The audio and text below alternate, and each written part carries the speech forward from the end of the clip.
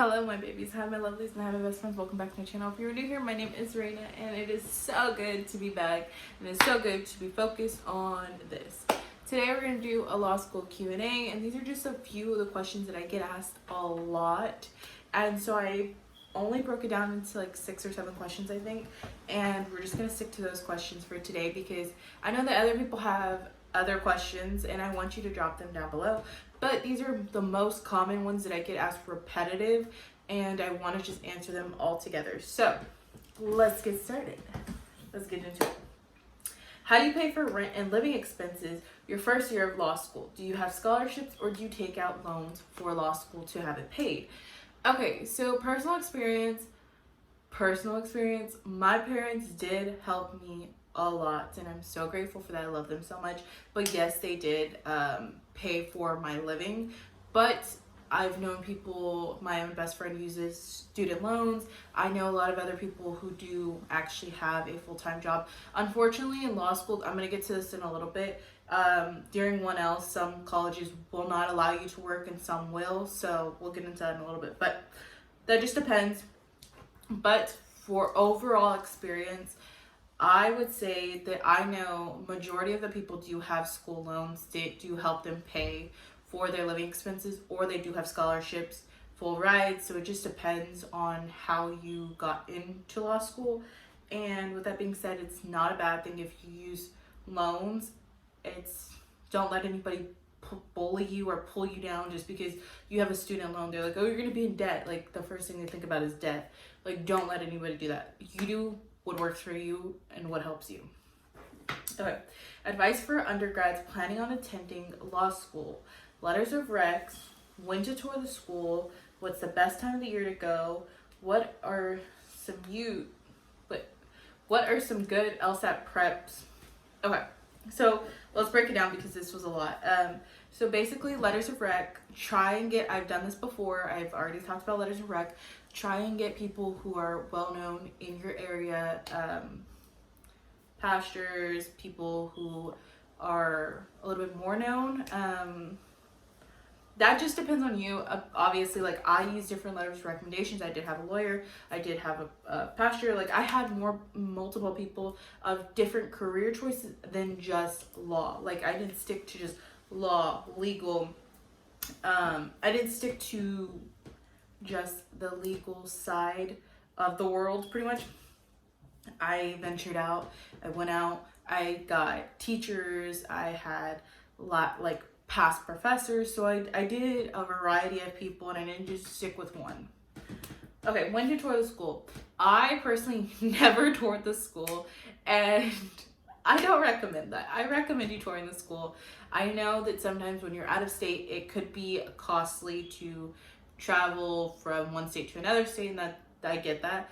But at least do a virtual tour, do some type of tour because you want to see what you're about to get yourself into. Because let me tell you something, going from a community college to, like a state college to an Ivy League college, it was definitely something, not saying that everybody's gonna go to Ivy League, but it gives you a sense of like, okay, this is completely different because you go from one side of the school, which is just like your normal bachelor's degree, like a normal side of school, to just like one section being just for law school, and you're like, wow, okay, this is weird. Because for us, it's like this whole cube. So it's like the library, another building, and then buildings in the back, and then basically like the cast percent. So like we're all around each other. So it's like you're gonna see people.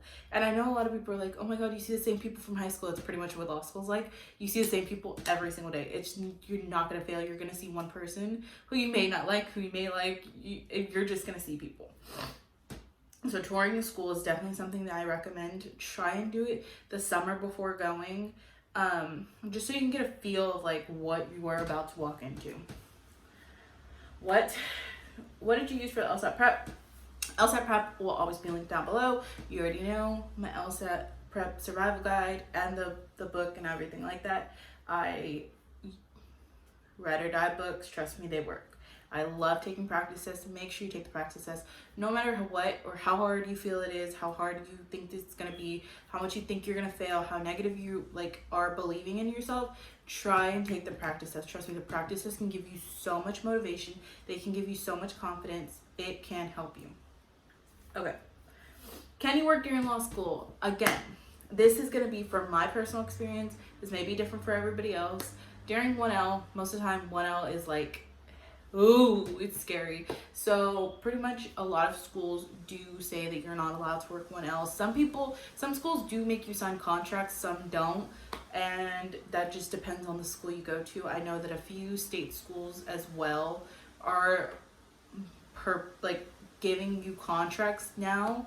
So you got to be really careful, because I know Ivy League's very big on that, but then I also know state schools are starting to become big on that, because you have to understand, law school takes up your whole day. It does. It takes up, like, I know I'm the type of person to be like, don't let it take up your whole life, but it takes up your whole day. Like, yes, from the time you wake up to the time you go to sleep, you're probably studying, you're probably doing something, you're probably at school, not at school, with people, with law school people. You're always been doing something or another. Do you choose your classes? So for 1L, pretty much everybody's set. Everybody has a set schedule. You have the same classes. You'll have the same classes. And then for 2L and 3L, or however, or whatever courses you're in, it's pretty much free range to pick. And I'm going to do a video on how to pick classes and like what are classes you should stick for, all that other stuff. But that also leads into the next question, which the next question is, do you have to pick a specialty? Okay, so I want to say this in two parts. So once you graduate law school, you are a lawyer. Once you take the bar and you pass the bar, you are an attorney. So even being a lawyer, you can call yourself whatever lawyer you want to be. But the thing is that you don't actually ever set a specialty. Yes, you do go into law school with like an idea in your mind, like, hey, I want to do this, I want to do that. You might ask your professors for opinions, you might do this, but once you go and take a seat for the bar, you don't sit there and like tell somebody like, oh, I'm going to do criminal law, so give me the criminal law test. You get what I'm saying? That's not how it works. You take the bar like everybody else, and then you specialize after that. So you go and find a law firm that will work for you. So say, for me, capital punishment, right? I'm going to go find somebody who can help me and guide me into capital punishment or something of that nature. For somebody else, it might be different. So family law, they may go find a family law firm who is going to help them and guide them into that nature. I've known people who have changed like 5-6 times. So don't be afraid if you get into like family law and you're like, I want to do criminal, like that's fine. I've known people who do that. I've also known people who have gone from family, criminal, corporate, back to family. I think that's what she did. And trust me, the lady is an amazing family lawyer. But like it's within you. Like you just make the decision on your own. There's nothing bad about changing. And don't feel bad if you're changing or you're like, oh, I'm giving up on like what I told everybody I was going to do. You're probably not giving up. You're probably just going to something that you really need that was not beneficial for you at the time. So no, to answer that, you do not have to pick a specialty. Your specialty comes after the bar. It's just an idea you have in your mind. Like before sitting for the bar, you're like, oh, I want to be this kind of lawyer. That's just pretty much everybody has that idea. I'm sorry. Everybody pretty much has that idea going into it. But I'm pretty sure like once going into law school, like you have the idea in your mind already. You're like, I want to be this kind of lawyer. Most people don't. Most people just go to law school and they're like, I'll figure it out later. And some people are like, no, I know what I want to do. Like I already have this idea. But so did I. I went into law school thinking I wanted to be in corporate, and that did not work because I'd never wanted to be in corporate. Okay, questions about law. Oh, question about law. Do you read a lot? Because I've heard that it's a lot of reading. Yes. Yes, you do.